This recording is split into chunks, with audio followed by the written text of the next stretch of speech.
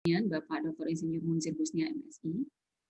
Yang saya hormati Bapak Ibu narasumber yang telah hadir bersama kita semua dan saya akan menyapa satu persatu. Yang pertama ada Bapak Insinyur Safrizal, merupakan Kepala Dinas Pertanian, Tanaman Pangan, Hortikultura, dan Perkebunan Sumatera Barat.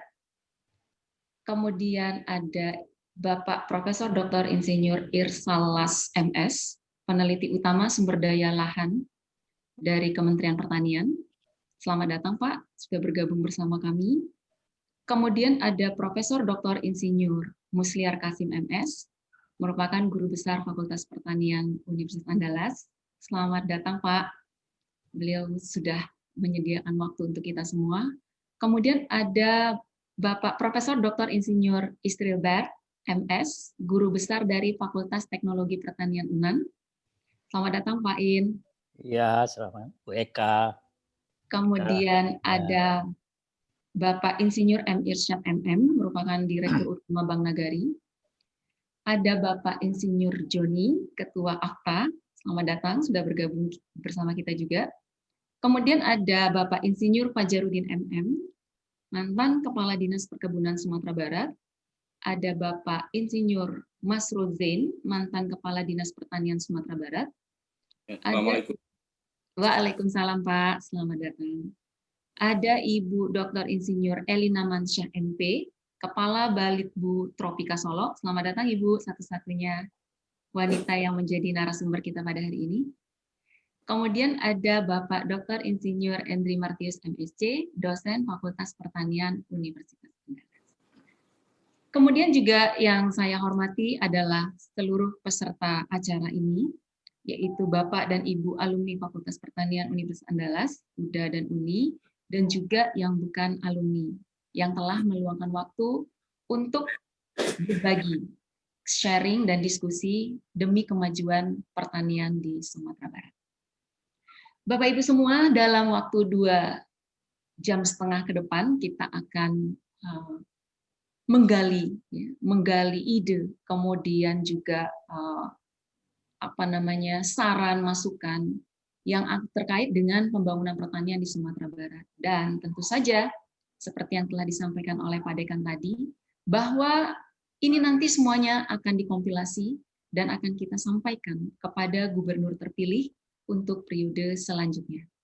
Semoga acara hari ini memberi manfaat untuk kita semua dan memberi kemajuan bagi pembangunan pertanian di Sumatera Barat khususnya, dan pembangunan pertanian di Indonesia pada umumnya. Dan saya akan menyampaikan rule untuk acara kita pada hari ini. Yang pertama adalah Bapak dan Ibu narasumber akan menyampaikan ide, sudut pandang, ya, tentunya dari kompetensi masing-masing, gitu ya, untuk kemajuan pembangunan pertanian di Sumatera Barat. Tentu diharapkan tidak berkepanjangan, tidak panjang-panjang karena terbatas waktu juga, dan kita ada 10 narasumber. Kemudian nanti setelah itu kita juga akan berdiskusi, melibatkan seluruh peserta dalam forum ini. Dan tentu saja saya ingin melempar sedikit isu yang juga mungkin bisa disinggung oleh Bapak Ibu narasumber nanti. Yang pertama adalah, kita ketahui bahwa kita ini merupakan negara agraris. Mengapa? Karena 11% penduduknya ya itu didominasi dengan pekerjaan dan menggantungkan hidupnya di dunia pertanian. Kemudian juga luas lahan kita juga banyak berpotensi untuk usaha di bidang pertanian. Tapi ada yang menyangkal pernyataan bahwa kita negara agraris. Kita tidak lagi menjadi negara agraris karena pemerintah tidak sepenuhnya memberikan perhatian yang cukup untuk kemajuan usaha pertanian. Nah, itu isu yang pertama. Isu yang kedua adalah kita saat ini sama-sama tahu bahwa kita mendapatkan bonus demografi, dan itu tentu saja merupakan anugerah, ya, karena didominasi oleh usia produktif. Dan usia produktif ini adalah kategori milenial. Tapi kontradiktif dengan saat ini beredar adalah darurat SDM pertanian, darurat sumber daya manusia pertanian. Mengapa? Karena milenial tidak tertarik untuk bergerak di bidang pertanian. Dan itu tentu saja menjadi isu yang sangat-sangat urgent untuk disinggung dalam forum ini. Nah, baik, saya akan mulai pertama kali kepada Bapak Insinyur Safrizal, Kepala Dinas Pertanian, Tanaman Pangan, Hortikultura, dan Perkebunan Sumatera Barat. Kami berikan waktu kepada Bapak lebih kurang 5-10 menit. Dipersilakan, Pak.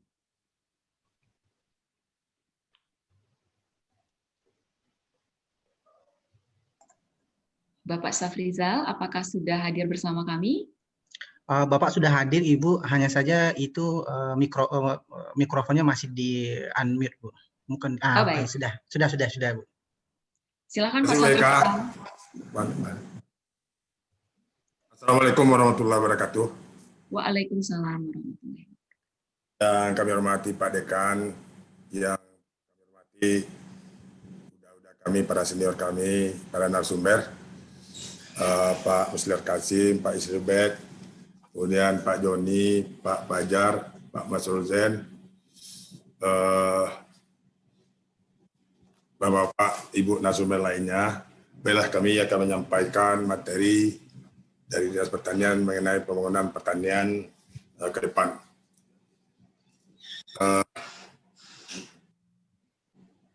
Kita lihat data umum Bapak dan Ibu. Pada tahun 2020 ini, kalau kita lihat nilai tukar petani di Sumatera Barat 101%, artinya lebih dari 100%. Petani di Sumatera Barat tingkat penerimaan melebihi dari pembayaran, melebihi dari 101,9,5%.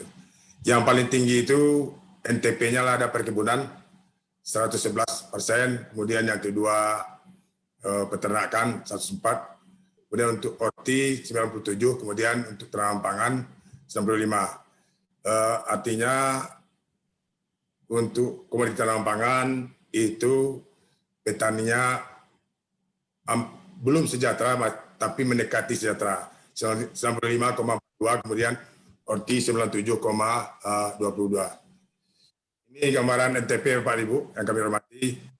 Ini kalau tahun 2016 97,67, kemudian 2017 96,9, 2018 95,31, 2019 95,99, kemudian 2020 100,58. Artinya petani Sumatera Barat secara umum sudah sejahtera melebihi dari 100%. Gitu. Dan ini karena NTP-nya perkebunan ini 111%, ini kelihatan nih ekspor Sumatera Barat tahun 2020 ini 6,2 triliun. Ini semuanya komoditi perkebunan. Kita lihat di atas, air kelapa itu ekspornya 260 ton gitu. Ini kira-kira 2,5 miliar. Ini totalnya ekspor kita 6,2 triliun. Yang ORTI itu cuma manggis, semuanya perkebunan, komoditi perkebunan. Dan data perkembangan produksi komoditi strategis di Dinas Tanaman Pangan, Hortikultura dan Perkebunan. Produksi padi tahun 2016 itu 2,5 juta ton, tahun 2017 meningkat 2,8 ton, kemudian tahun 2018 meningkat 2,9 ton, kemudian tahun 2019 2,87 ton. Ini memang pada tahun ini 2019 agak menurun, kemudian disebabkan oleh ada serangan OPT, kemudian juga adanya banyak kena banjir. Produksi jagung tahun 2016 711 ton, sampai tahun 2019 meningkat menjadi 120 ton itu. Dan cabai juga meningkat. Kemudian manggis. Nggak ada suaranya. Manggis juga meningkat. Kakao juga meningkat, kemudian juga karet dari tahun 2016 sampai tahun 2019 meningkat, kemudian juga kopi juga meningkat, kemudian kelapa sawit juga meningkat gitu.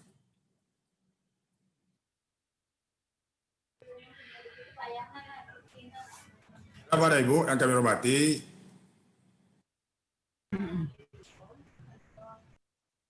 ini bantuan-bantuan yang kita berikan kepada petani mulai tahun 2016 sampai tahun 2020.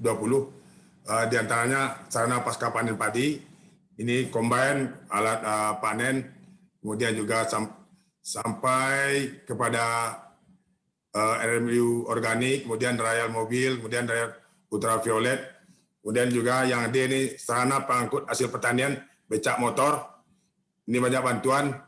Kemudian juga bantuan untuk kopi, uler, pulper, gunting pangkas, solar dryer, ini juga ada untuk karet, untuk kelapa, aren, pala, dan komoditi perkebunan lainnya.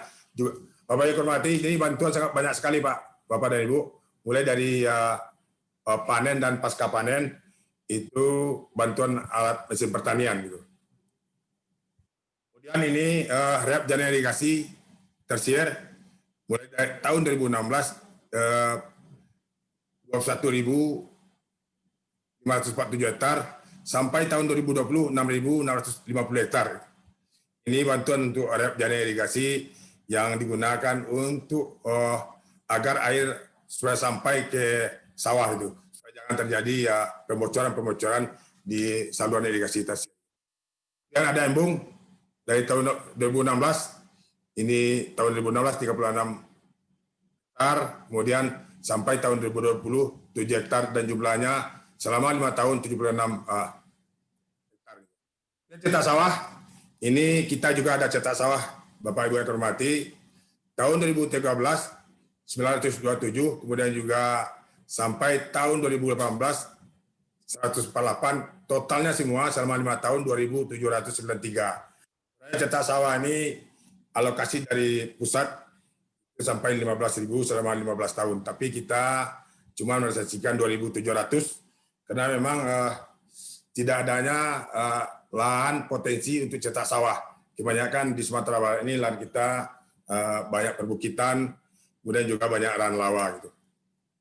Kemudian penyediaan alat mesin pertanian prapanen dari tahun 2016 sampai 2020 untuk mendukung produksi padi dan untuk meningkatkan indeks pertanaman. Ini ada traktor roda 4, kemudian juga sampai mesin potong rumput, sprayer, kultivator. Ini sampai 5 tahun itu jumlahnya 2.918.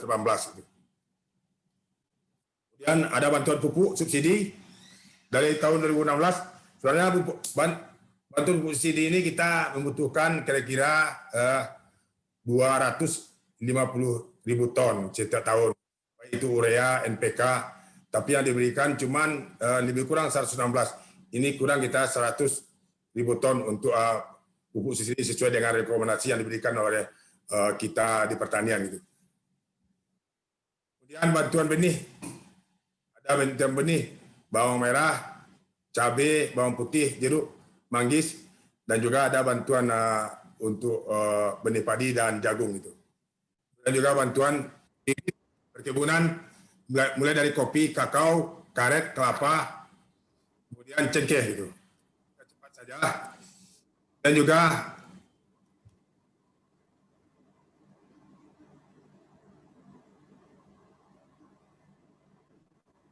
ini juga bantuan ini serang OPT Bapak Ibu, dari tahun ke tahun ini ada serangan. Ini memang tahun 2020 ini agak banyak. Kami juga menyampaikan serangan OPT ini tahun 2019 juga cukup banyak. Itu 4.300, kemudian tahun 2020 4.400, kemudian weren coklat, kemudian pengerek batang, tungro 16. Ini juga sangat banyak sekali tahun ini, sehingga ada serangan OPT ini juga mengurangi kehilangan hasil. Dan kami sudah melakukan tindakan atau mengadakan rapat dengan para PAP, penyuluh lapangan, dan gerakan-gerakan atau dengan penggiliran benih padi, paritas padi.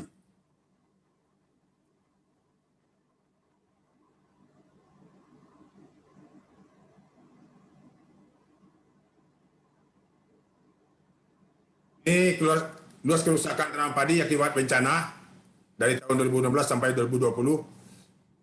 Karena terkena kemudian juga pusat. Ini berjumlah tahun 2016 dan kekeringan ini cukup banyak. Dan ini realisasi kur dari kegiatan fasilitas pembiayaan swadaya di Sumatera Barat. Tahun 2018 kur kita realisasi 7 triliun. Tahun 2019 2 triliun lebih. Kemudian 2020 cukup tinggi 33 triliun. Dan ini dukungan dari para pegawai PPTPH untuk pengendalian OPT untuk pengendalian atau para PHP dari lapangan. Fungsional POPT kita berjumlah 89 orang itu. Fungsional umum 16 orang. Jadi kemudian fungsional PMHP 5 orang, struktural 4 orang, jadi jumlahnya 136 orang. Ini jauh kurangnya Bapak dan Ibu. Seharusnya ini berjumlah 235 orang, artinya masih kurang 100 orang. Makanya kita di lapangan, kalau terjadi serangan hama, makanya sangat sulit kita melakukan penelitian lebih awal, sehingga nantinya berdampak kepada pengambilan kesimpulan untuk melakukan tindakan dan gerakan. Kemudian jumlah penyuluh pertanian dan diantaranya adalah PNS 727, THL 400, kemudian 1.100. Kemudian dukungan anggaran, ini dukungan anggaran Bapak dan Ibu dari tahun ke tahun. APBN tahun 2016, ini zaman Pak Joni cukup besar, 208 miliar, APBD-nya 53 miliar. Tahun 2017, APBN-nya cukup besar, 215 miliar, APBD-nya 57 miliar. Tahun 2018, APBN-nya cukup besar juga, 201 miliar, kemudian APBD 63 miliar. Tahun 2019 jauh menurunnya, 105 miliar, kemudian APBD-nya 55 miliar, kemudian tahun 2020 APBN-nya 71 miliar dan APBD-nya 34 miliar. Pada tahun 2021 ini APBN-nya 104 miliar dan APBD-nya 90 miliar gitu. Jadi yang APBD ini banyak pokoknya Bapak dan Ibu, lebih kurang 65 miliar kebanyakan untuk bantuan alsin dan juga bibit dan benih perkebunan dan padi serta jagung itu. Bapak Ibu yang hormati, jadi kita merancang pembangunan pertanian ke depan dari Dinas Tanaman Pangan, Hortikultura dan Perkebunan Provinsi Sumatera Barat merupakan rangkaian upaya memfasilitasi, melayani dan mendorong berkembangnya usaha-usaha tanaman pangan, hortikultura dan perkebunan sehingga memiliki nilai tambah, daya saing dan pada akhirnya meningkatkan kesejahteraan masyarakat pertanian. Ini isu yang strategis Bapak dan Ibu, yang sampaikan Bu Eka tadi, status dan luas kepemilikan lahan, dampak perubahan iklim, kalau terjadi perubahan iklim, terjadi kekeringan dan banjir, akses pemodalan, jadi akses pemodalan oleh petani sangat lemah sekali, dan sulitnya petani mengadopsi teknologi baru, kemudian mutu hasil pertanian masih rendah, dan produktivitas masih bisa ditingkatkan. Dan visi dan misi dinas kita tahun 2001-2006, visinya terwujudnya kemandirian pangan dan perkebunan yang berbasis agribisnis serta berkelanjutan. Artinya kemandirian pangan ini kita sudah bisa memenuhi pangan kita sendiri, kemudian juga dan perkebunan yang berbasis agribisnis yang berdaya saing, kemudian juga kita nanti mempunyai komoditi bernilai ekspor gitu.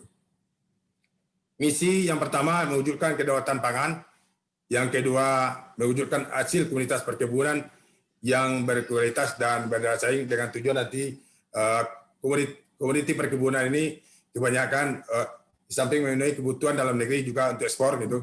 Kemudian mewujudkan reformasi birokrasi yang baik.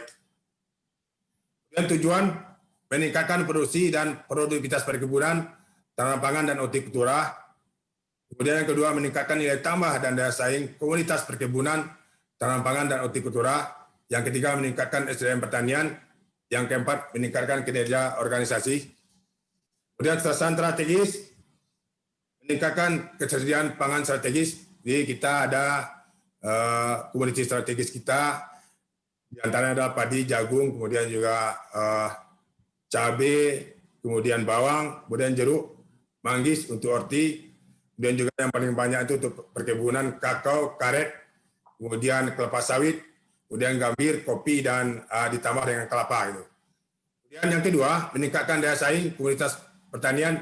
Ini kita melalui peningkatan penanganan pasca panen dengan memberikan bantuan alat-alat, kemudian dampingan teknis, sehingga mutu hasil ini akan meningkat, sehingga meningkat daya saingnya. Kemudian yang ketiga, terjaminnya keamanan dan mutu pangan strategis.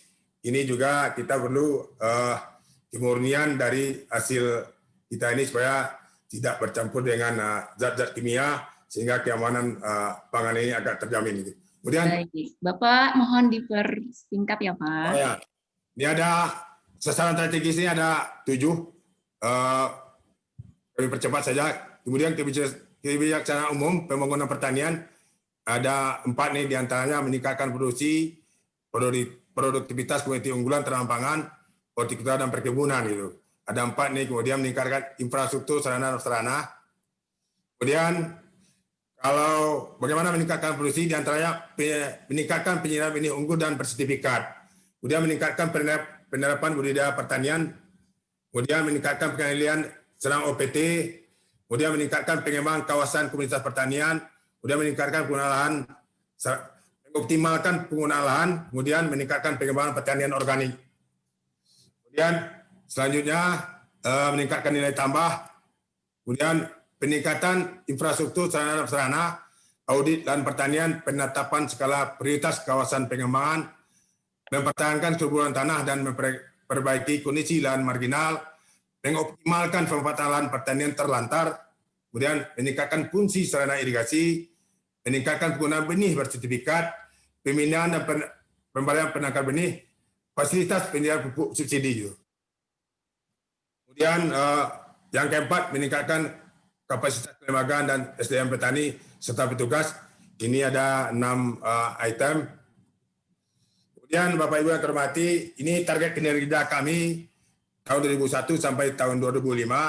Yang pertama untuk komunitas perkebunan kakao, ini target produksinya tahun 2021 53.000. Baik Pak. Kemudian tahun 2022 54, kemudian 2023 54 679. Ini target apa kita? Target kinerja dari tahun 2021 sampai tahun 2025. Ini ada komoditi kakao, karet, kopi, kelapa sawit. Kemudian juga komoditas dari tanaman pangan ada padi, jagung. Kemudian horti ada cabai, kemudian bawang, manggis dan jeruk. Ya. Target-targetnya dari tahun 2021 sampai tahun 2025 itu. Baik, Pak. Bu Eka, terima kasih. Terima kasih Bapak, kami sudah menangkap. Jadi dari Dinas Tanaman Pangan Hortikultura dan Perkebunan Sumatera Barat,